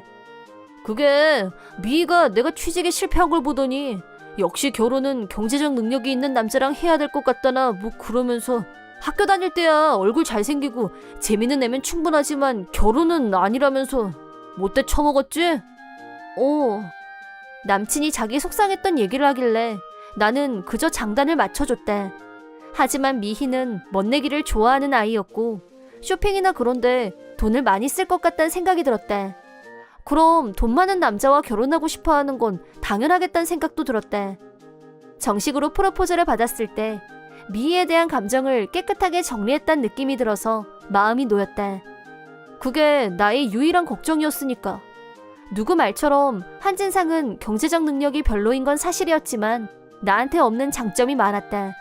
경제력이라면 나한테 있었다. 나는 제법 큰 회사에 다니고 있어서 내 월급이면 생활하는데 전혀 어려울 게 없었고 진상이와 함께라면 항상 웃을 수 있을 것 같았다. 결혼식은 아직 한 달이나 남았지만 나는 이미 행복함으로 충만해 있었다. 드디어 결혼식이 일주일 앞으로 다가왔다. 그런데 갑자기 한진상과 연락이 닿질 않았다. 전화를 계속 걸었지만 지금 거신 전화는 전원이 연결되지 않았거나 라는 안내방송만 들렸다. 핸드폰을 꺼놨나? 라고 갸우뚱하면서 조금 있다 다시 걸어봤지만 역시나 마찬가지였다. 일주일 내내 한진상과 한 통의 전화도 문자도 주고받지 못했다. 당연히 당황한 나는 진상이 부모님과 다른 친구들한테 연락을 돌렸다. 하지만 진상이 소식을 아는 사람은 없었다. 극도로 불안한 마음으로 맞이한 결혼식 전날 전화기가 울렸다. 진상이 전화였다.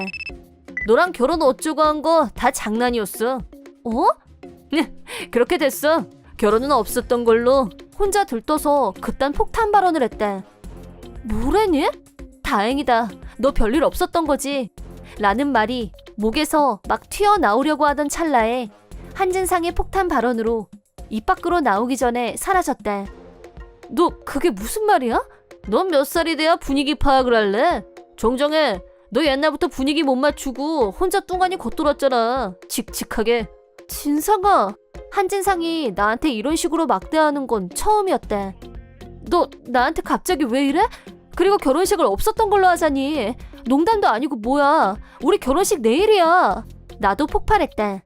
나도 내일인 건 알아. 그래서 전날 밤에 미리 전화를 한 거잖아. 나도 바쁜 시간 쪼갠 거야. 지금 미희랑 신혼여행 계획 짜느라 바쁘거든. 미희? 그 이름이 지금 왜 나와? 헤어졌다고. 그 얘기? 너한테 그거 하나는 진짜 고맙게 생각해. 내가 너랑 사귄다고 할 때도 가만히 있더니 결혼식 날짜 정해졌다니까. 미희 그게 내가 진짜 사랑하는 사람은 진상이 너뿐이야 이러면서 그러더니 혼자서 주저리 미희 얘기를 믿을 수가 없었다. 결혼식 전날 결혼식을 불과 몇 시간 남기고 신부한테 신랑이 전 여친과 다시 화해한 경위를 신이 나서 떠들어대고 있었다. 나는 반문했다. 어떻게 그럴 수가 있어? 설마 너 내가 너랑 진짜 결혼할 줄 알았던 거? 그건 좀 아니지. 난 다 계획이 있었어. 미희가 다시 정신 차리고 나한테 오게 만들려고 잠시 너를 이용했다는 거. 그래, 솔직히 시인한다. 이제 다 이해됐지? 그럼 내일 일은 네가 알아서 취소해. 이만 끊는다. 뭐? 아직 아무것도 정리가 안 된 나를 버려두고 전화는 끊어졌다. 그렇지만 반사적으로 다시 전화기를 들었다. 부모님, 친척들, 친구들, 지인들에게 전화를 내일 결혼식을 취소해야 될 것 같아 라고 설명해야 했다. 물론 하나같이 다들 이유가 뭐냐고 물었고 한진상이 한 말을 있는 그대로 전달했다. 결혼식장에도 식을 취소해달라고 연락했다. 다음 날 나는 혼자서 친척 친구들을 찾아다니며 직접 사과를 냈다. 모두들 입을 모아서 나한테 무슨 일이 있으면 무조건 네 편이다 라면서 힘내라고 하셨고 위로와 격려를 아끼지 않았다. 한진상의 부모님도 나한테 무릎 꿇고 사과하셨다. 결혼식 당일 캔슬이었기 때문에 계약금 3,500만 원 전액이 캔슬 수수료로 들어갔다. 하객분들 모두에게 사과를 한 후 흥신소를 찾아갔고 한진상의 불륜 행태에 대한 조사를 부탁했다.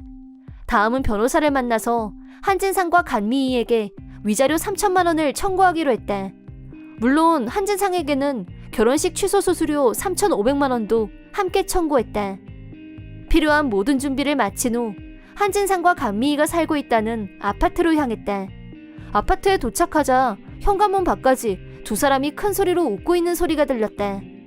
두 사람은 안에서 결혼식 전날 결혼식 취소야 라고 했을 때 내가 얼마나 멘붕이 와서 놀라 자빠졌는지 얘기하면서 폭소를 터뜨리고 있었다. 한진상이 나한테 취소하자는 전화를 걸고 있을 때 간미희도 옆에서 같이 듣고 있었던 게 분명했다. 초인종을 누르자 두 사람이 같이 나왔다. 여전히 얼굴에 웃음기를 머금고 나를 보는 두 사람. 조금의 미안함조차 읽어지지 않았다. 얼마 안 있으면 내용 증명이 도착하겠지만 먼저 말해둘게. 한진상, 너한테는 위자료 3천만 원하고 결혼식 캔슬 수수료 3,500만 원, 합쳐서 6,500만 원을 변호사를 통해서 청구했어. 그리고 감미, 너한테도 위자료 3천만 원 청구했어. 두 사람은 수천만 원이란 돈에 놀랐는지 멘붕이 온 표정이었다. 야, 결혼식을 한 것도 아닌데 무슨 돈이 그렇게 많이 들어가? 한진상이 소리를 질렀다. 넌 그런 것도 모르니? 하긴 그때그때 기분에 따라서 사는 너 같은 애들은 모를 수도 있겠다만 당일 캔슬이 들어오면 결혼식장 입장에선 대단한 민폐야. 캔슬 수수료가 필요한 건 당연한 일이고 캔슬 이유가 네가 결혼을 장난삼아서 벌여서니까 당연히 네가 혼자 부담해야 될 책임과 의무가 있고 이번엔 감미희가 화를 냈다. 대박 황당하네? 이건 너네들이 결혼하려다가 쪽난 거니까 니들 둘 문제인데 왜 상관없는 나한테까지 이래? 넌 이 상황에서 네가 상관없는 사람이란 말이 나오니? 니들 둘 안에서 웃고 떠드는 소리 여기까지 다 들리더라? 너도 약혼녀가 있다는 거 결혼식이 코앞이라는 거 다 알고 있었잖아. 아니 너무 잘 알기 때문에 한진상하고 화해한 거 아니니? 그래서 그게 뭐 어쨌단 건데 그게 왜 문제야? 걔 황당이네 진짜. 누가 아니래. 네가 지금 불행하다고 막 던지는데 네가 이런다고 내가 너한테 다시 갈 것도 아니고 우리 사이 절대 못 갈라나. 너 완전 유치해. 분위기 파악 못하고 목소리만 키우는 두 사람에게 위자료 청구에 불만이 있으면 법정에서 옳고 그름 가리면 되잖아. 내가 강수를 두자 두 사람은 그제야 입을 다물고 놀란 눈으로 나를 봤다. 본인들한테 불리하다는 것 정도는 아는 것 같았다. 한진상과 감미희의 장난질로 인해 피해자가 생겼다는 사실은 우리를 알고 있는 사람들 사이에 순식간에 소문이 퍼졌다. 한진상과 감미희 부모님까지도 이 황당한 사건으로 인해 고개를 제대로 못 들고 다니셨고 누가 욕해도 자기 자식 편을 들지 않았다. 한진상과 감미희 가족이며 친구, 지인들한테 항의 전화가 빗발쳤고 심지어 집까지 찾아와서 혼을 내고 가는 사람도 있다고 한다. 며칠 사이 초췌해진 두 사람은 나한테 찾아와서 잘못했다고 무릎을 꿇었다. 어떻게 좀 해줘. 내가 이 동네에서 살 수가 없어서 그래. 제발. 나도 진상이도 욕을 너무 많이 먹어서 밖에 나가는 것도 무섭고 지금 완전 멘붕이야. 우리 살릴 사람 너밖에 없어. 그리고 내가 6,500을 나 이런 돈 없는 거 정혜 네가 제일 잘 알잖아. 제발 한 번만 살려줘. 우리 결혼까지 생각했던 사이잖아. 그래 보통 사이는 아니지. 그리고 다 떠나서 너랑 우리 둘 고딩 동창이잖아. 친구 좋다는 게 뭐야? 어려울 때 서로 돕는 거 아니니? 제발 한 번만 봐줘. 나는 빵 터지고 말았다. 번지수 잘못 찾았어. 이럴 땐 돈을 빌릴 수 있는 곳에 찾아갔어야지. 대출이라도 해서 지불하면 끝나는 건데? 라고 한진상 흉내를 내면서 가볍게 받아쳤다. 두 사람은 풀이 죽은 모습으로 아무 소득 없이 돌아갔다. 학교 다닐 때처럼 자기들만 생각하고 사회적 책임에 대해서 전혀 고려하지 않았던 두 사람은 현재 알바를 하면서 살고 있다. 마치 고딩 때처럼 말이다. 사이다 무비튼. 내 이름은 서예리. 대학 진학과 함께 고향을 떠나 대도시로 왔다. 졸업 후에도 그대로 남아 한 기업에 취직했다. 입사 후 10년간 열심히 일만 했다. 신입사원 때부터 일에 올인했기 때문에 결혼에 대해 고민하기 시작한 건 32살이 되고 나서였다. 그 무렵 일 관계로 알게 된 한진상과 가까운 사이가 됐다. 그 남자도 미혼이었고 나이도 비슷했다. 정식으로 대시받고 본격 연애가 시작됐다. 연애 기간 내내 모든 게 순조로웠고 1년 후에는 결혼 얘기가 오고 가게 됐다. 각자 부모님께 인사를 드리러 가는 단계가 돼서야 우리가 같은 지역 출신이란 걸 알게 됐다.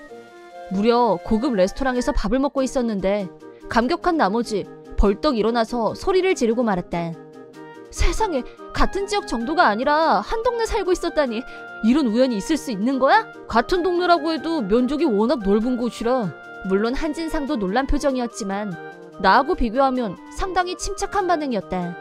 그거야 그렇지만 이 큰 도시에서 우연히 알게 된 두 사람이 다른 사람은 들어도 모를 동네가 고향이라니 거의 기적에 가까운 우연 아니야?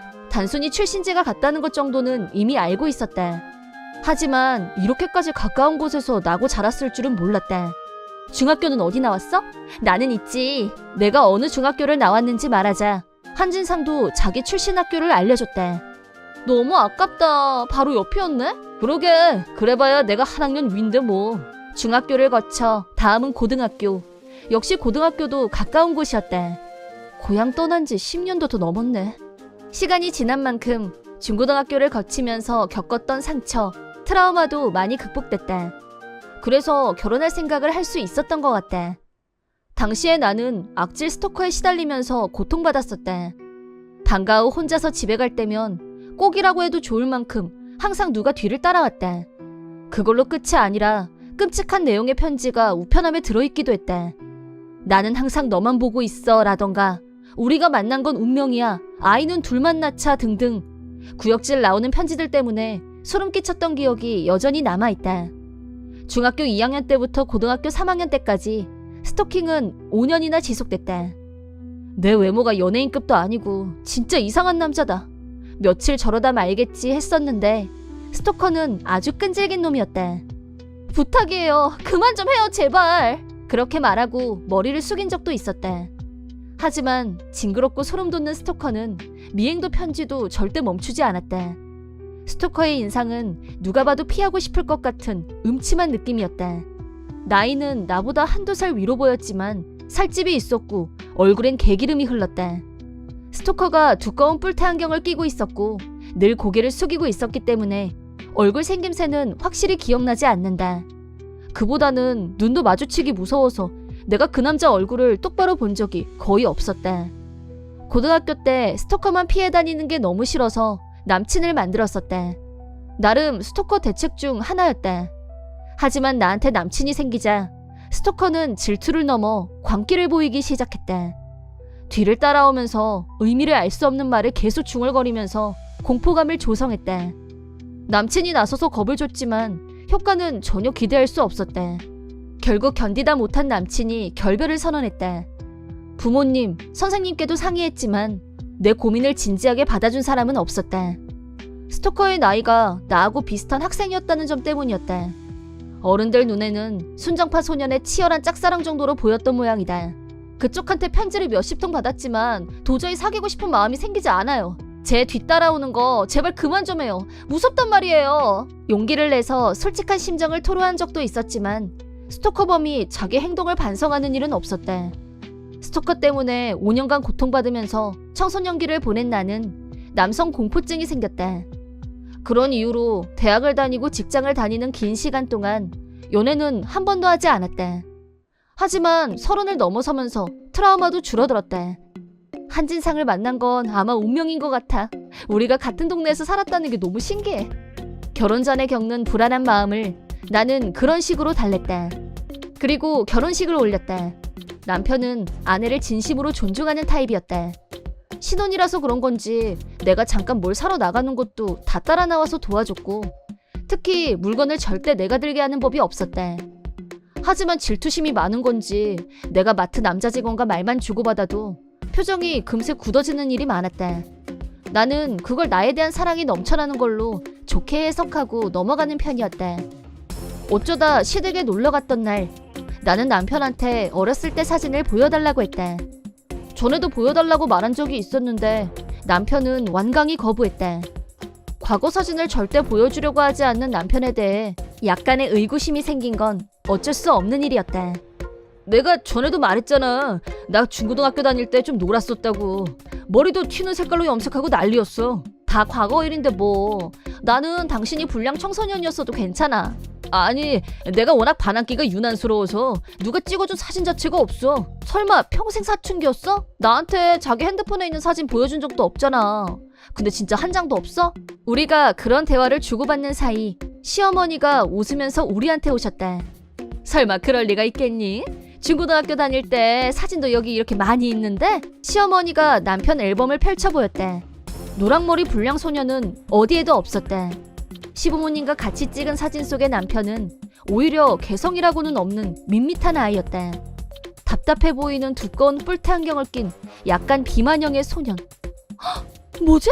왜 스토커가 시부모님과 같이 사진을 찍었어?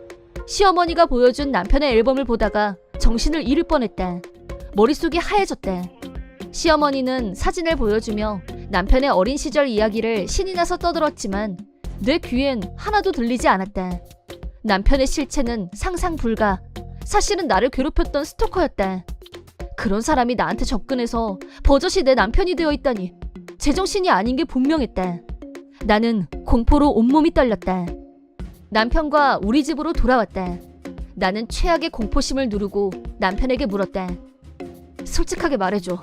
당신 사실은 내 스토커였어? 남편은 말이 없었다. 말없이 고개를 숙인 모습이 내 뇌리 속에 남아있는 그 스토커의 모습과 겹쳐졌다. 하지만 현재 남편은 뚱뚱하지도 않았고 안경도 쓰고 있지 않았다. 아마 사회인이 된 뒤로 살이 빠진 거겠지. 안경은 콘택트 렌즈로 바꾼 걸 테고. 대답해봐. 우리 서로 30이 넘어서 회사 일 때문에 만난 사이 맞는 거지? 그때 당신 분명히 나한테 그랬잖아. 처음 뵙겠습니다 라고. 남편은 아무 말도 하지 않기로 작정한 사람 같았다. 그럴수록 나는 남편이 스토커라고 확신했다. 당장 대답해. 대답 못하겠으면 당장 이혼이야. 남편이 드디어 말문을 열었다.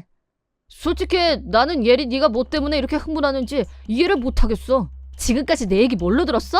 당신이 나를 속여서 결혼한 거라고. 함부로 비하하지 마. 너 나한테 한 번도 혹시 제 스토커 아니었어요? 라고 물어본 적 있어? 안 물어보니까 대답을 안 했을 뿐이야. 빠져나가려고 하지 마. 그거 말고도 거짓말한 거 더 있어. 처음 만났다고 한 것도 사진 없다고 한 것도 거짓말이었잖아. 내가 중고등학교 때 겪었던 일 때문에 트라우마가 생겼다고 했을 때 대체 속으로 무슨 생각했어? 속으로 비웃었다. 그렇게 말할 거라고 예상했었다. 하지만 남편의 반응은 내가 생각한 것과는 차원이 다른 세상에 가 있었다. 너도 그동안 나를 잊지 못하고 있었다는 걸 알고 내심 기뻤어. 10년도 넘었는데 아직까지 기억하고 있다니 역시 운명이란 걸 깨달았어. 남편은 흥분한 모습이었고 묻지도 않은 얘기를 줄줄이 꺼냈다. 중학교 때 나한테 첫눈에 반했었다는 얘기. 그때 운명을 감지했고 반드시 내 여자로 만들겠다고 결심했었단 얘기. 사회인이 된 후에도 나에 대한 정보를 수집했고 일로 만나게 된 것도 우연이 아니었단 얘기까지. 지난 10수년간 어떻게 가해자가 됐는지 떠드는 남편. 현기증이 일었다. 내가 전혀 모르는 순간에도 스토커 행위가 이어졌었다는 사실에 공포심을 느꼈다. 대학 진학과 함께 도시로 올 때 스토커와도 끝났다고 생각하고 있었는데 이혼해. 평생 너 하나만 바라본 남자의 순정을 짓밟겠다는 거야? 용서 못해. 당신은 스토커였던 때나 지금이나 본질이 하나도 변한 게 없어. 자기 입장에서 자기한테 편리한 대로만 생각하잖아. 전부 너를 위해서였어. 너를 위해서 노력해서 여기까지 왔다고. 그건 억지야. 모든 게 당신 자신을 위한 거에 불과해. 내 모든 세포가 당신을 거부해. 이혼할 거야. 이혼이 성립됐다. 전 남편은 다시 스토커로 돌아왔다. 나는 변호사, 경찰을 찾아갔다. 악질적이란 이유로 전 남편이 체포됐다. 전 남편은 난 전처럼 널 뒤에서 지켜준 것뿐이야 라고 주장했지만 명명백백한 스토커 행위였다. 미성년이었던 중학생과 30이 넘은 성인 남자. 경찰에서의 대응이 달라지는 건 당연한 결과였다. 이번 영상은 어떠셨나요? 재밌게 보셨다면 구독, 좋아요에 댓글까지 달아주시면 감사하겠습니다. 그럼 다음 영상에서 만나요.